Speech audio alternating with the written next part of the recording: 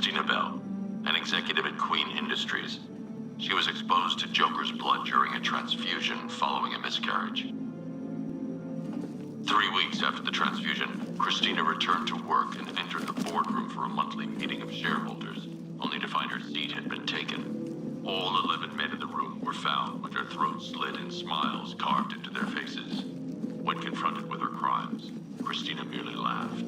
She appears to have taken on the more extreme aspects of Joker's personality, and since her incarceration, she has displayed signs of Stockholm Syndrome. Jonathan Brown, aka Johnny Charisma, the self-proclaimed messiah of entertainment.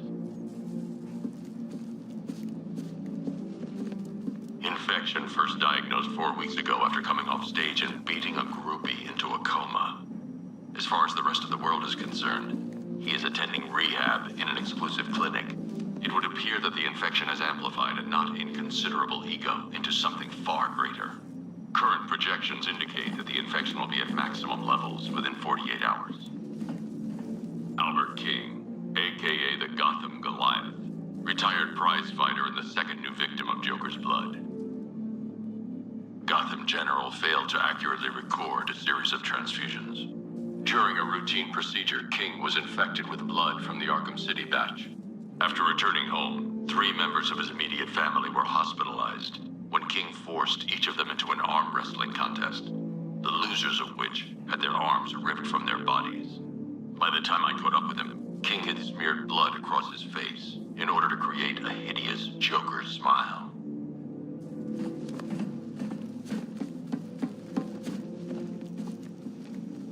Henry Adams, current headmaster of the McCallum Academy, one of Gotham's most prestigious schools. Henry Adams is an anomaly.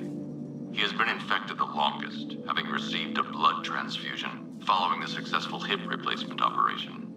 After returning to work, staff reported that he had changed for the better, having become both calmer and more friendly. When I approached Henry after learning of his transfusion, he refused to be taken into care and had to be forcibly detained.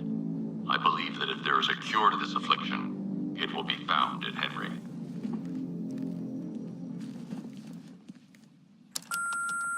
Bruce? It's Vicky. Are you there? I know you're listening to these messages. Look, if it's about that article, blame Ryder. I had nothing to do with it, I swear. Call me, okay? I miss you, Brucey. Bruce, it's Cassie. You do remember me, right? Listen, I had, so much fun the other night. You were nothing like what I read in the papers. Anyway, call me when you get this. I got a couple of cute friends who are dying to meet you.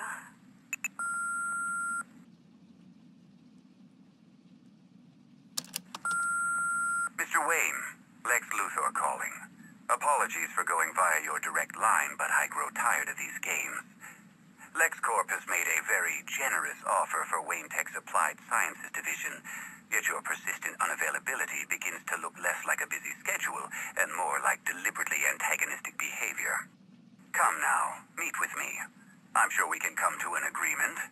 A man of your refined taste doesn't need an Applied Sciences division after all.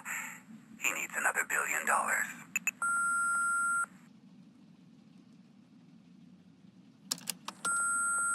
Bruce, it's Kate.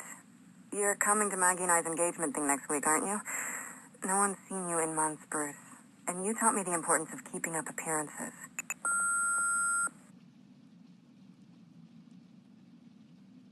Next new message.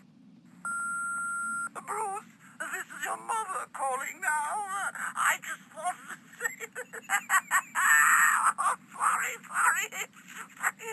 It's so funny, because they're dead.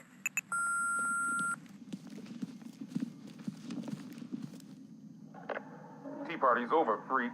Start talking. As you can see, I'm balking. Bring me Batman or the Hatter is walking. I give the orders here, not you. And you'll have 3 dead cops by the time I'm through. We'll see about that. Now quit with the rhyme. Then let me talk to the Bat, and I'll confess my crimes. Sorry. Talk, goddammit. Now, officer, you mistake me for a snitch. Where are they, you little son of a bitch? That certainly scratched my itch.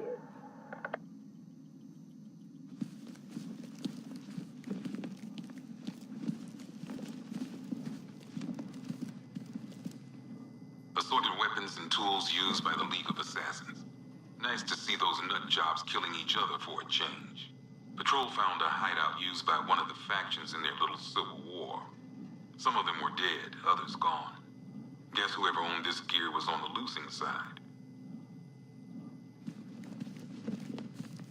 One severed arm, formerly belonging to Waylon Jones, a.k.a. Killer Croc.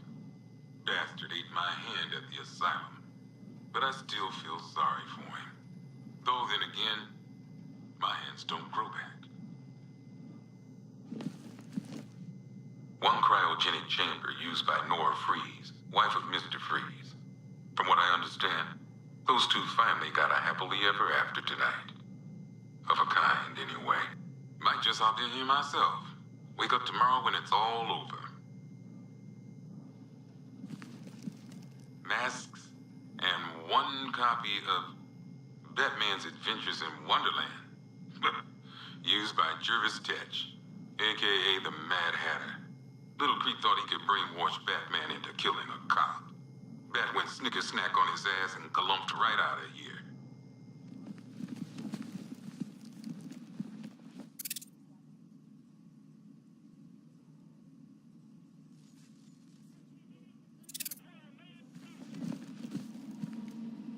One stuffed bear and a canister of Titan formula, owned by Bane, a.k.a. Unknown.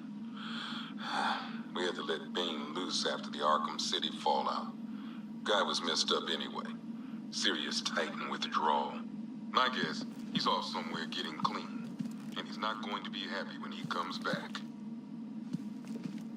One vial of Titan formula. One set of wind-up explosive false teeth. One pair of actual X-ray specs. One toy gun loaded with one toy flag and 5 real bullets. All used by the Joker. No known alias. It's one hell of a toy box. I'm glad no one's gonna play with it again. One custom tailored top hat, worn by Jervis Tetch, a.k.a. the Mad Hatter. Guy's mad, all right. He tried to brainwash Batman in Arkham City. He got the Wonderland kicked out of him instead. I hated letting him go. This guy's too creepy to stay free.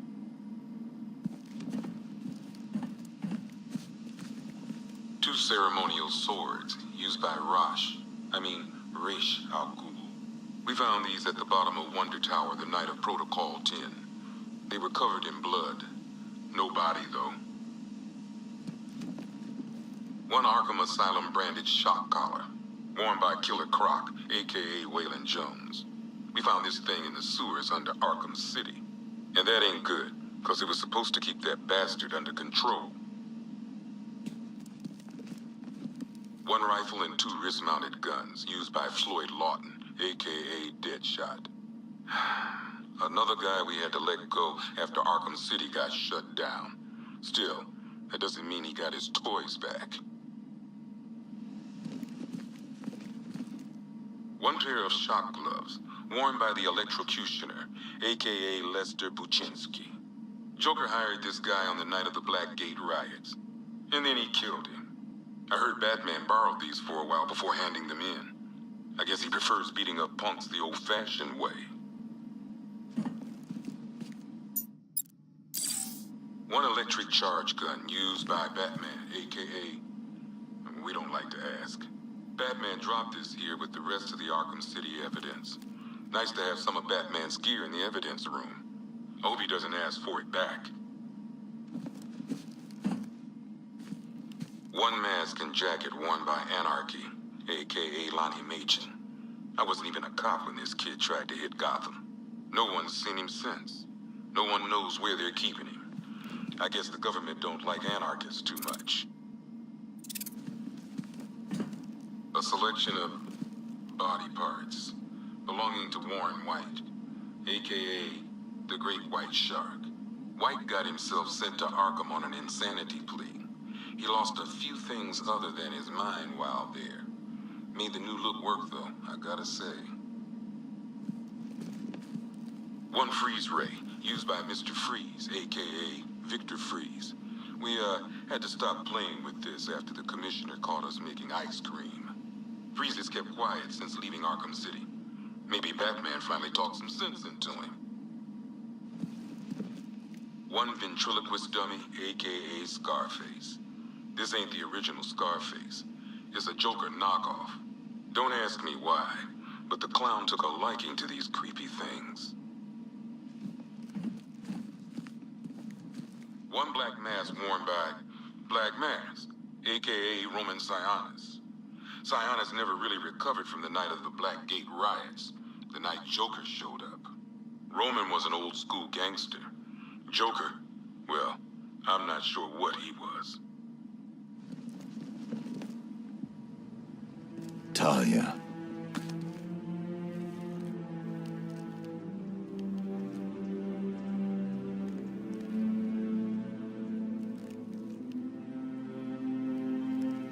I'm sorry.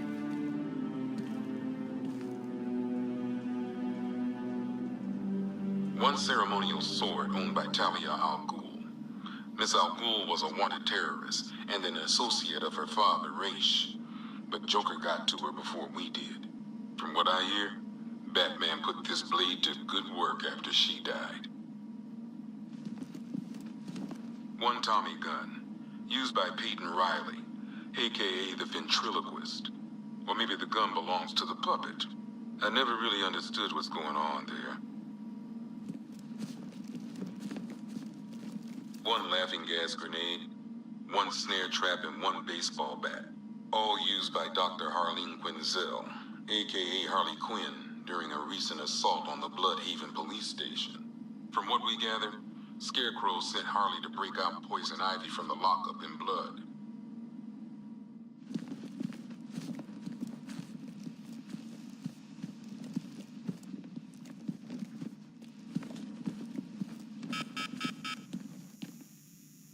One energy cell, property of Stag Enterprises. You'd think Stag would have enough money not to strike deals with scum like Scarecrow. Well, not anymore. This won't be the only thing we confiscate from Stag Enterprises after tonight. One flamethrower and jetpack, worn by Garfield Lens, a.k.a. Firefly. Why can't Gotham have a normal pyromaniac, you know? Why does ours have to fly? One set of arm-mounted syringes, complete with fear toxin vials and fear toxin canisters, used by Dr. Jonathan Crane, a.k.a. the Scarecrow. Crane nearly turned Gotham City into a toxic wasteland tonight. All just to prove a point. Batman brought him in, like he always does. I just hope it was worth the price.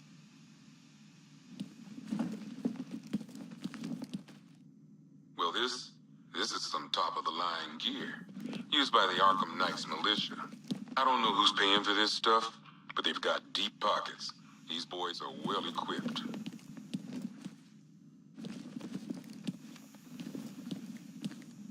One giant-ass robot suit thing, built by Edward Nygma, a.k.a. the Riddler. Poor Eddie. He builds a custom-designed Batman killing machine and still gets his ass handed to him. Not sure if that says more about Batman or Eddie.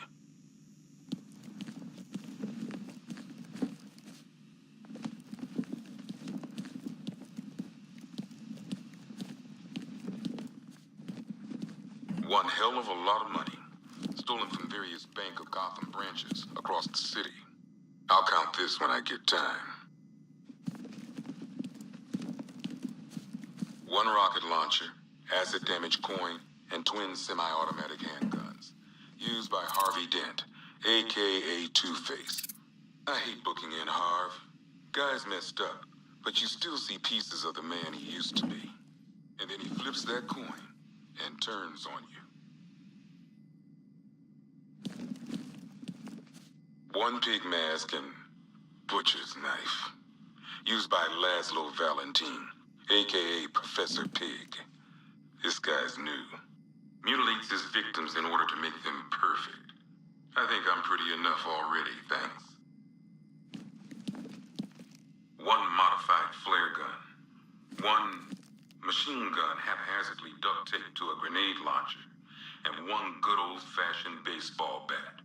All used by Dr. Harleen Quinzel, a.k.a. Harley Quinn. Without Joker around, Harley took over the clown's old gang. It was never gonna last. One top had an umbrella with, yep, a hidden blade inside. Owned by Oswald Cobblepot, a.k.a. the Penguin. God bless Penguin. Gotham changes. New freaks come and go. But you can always count on that vicious little cockney to be up to something.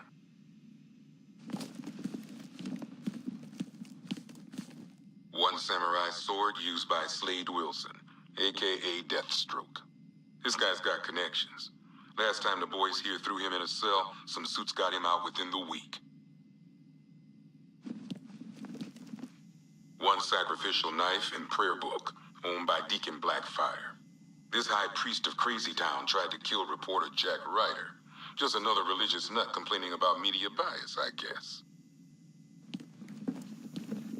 One vial of unknown chemical substance and one vampire bat, owned by Kirk Langstrom, a.k.a. What are we gonna call this guy? Batman's already taken. I guess this guy's more of a man-bat anyway.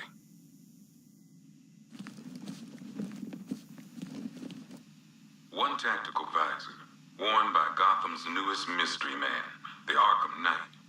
I think Batman knows more about this guy than he's letting on, but